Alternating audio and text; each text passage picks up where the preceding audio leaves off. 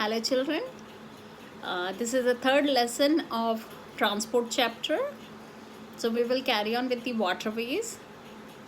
Now comes coastal shipping.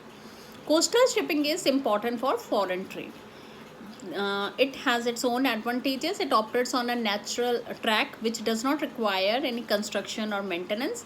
Comparatively, very less tactive power is required. It has the largest carrying capacity. The risk of damage in transit is also very less, and it obviously helps in foreign trade. Heavy and bulky goods are also carried. Now, what are ports? Port of the east coast. Port are the places where things ship come and stand, or harbor, and goods are laden or unladen. Ports of east coast: Kolkata, located on the left bank of river Hooghly, about 128 km inland from Bay of Bengal, also called the gateway of eastern India, handles the export of jute, tea, coal and steel.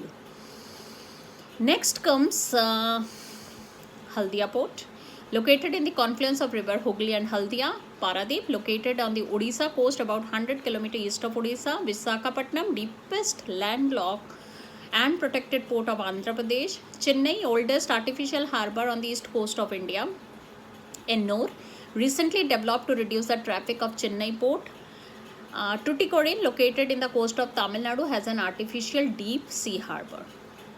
Ports on the west coast: Mumbai, natural harbour on the west coast, biggest port of India, called the gateway of India in the west. Jawaharlal Nehru port, formerly known as Nava Seva port, developed to lessen the pressure of Mumbai port. Kandla at the Gulf of Kutch. Marmagao, important port of Goa.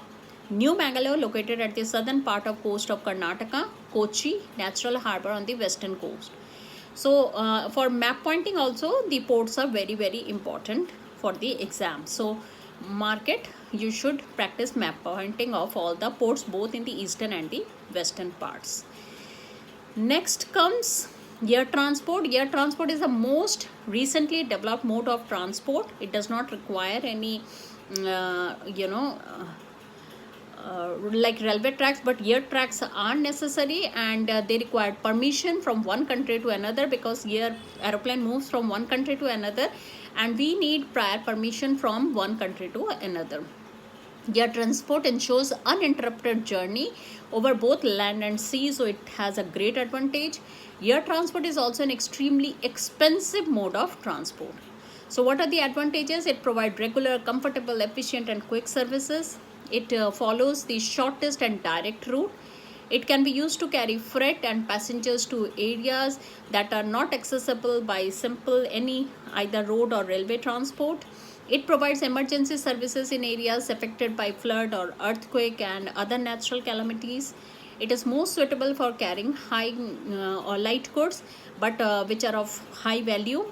It plays an important role in the defense of the country. It also helps in space exploration. But again, there are disadvantages. Although it is very fast, but it is very expensive. Its carrying capacity is very small. It cannot carry bulky things, only light things, but which are very expensive.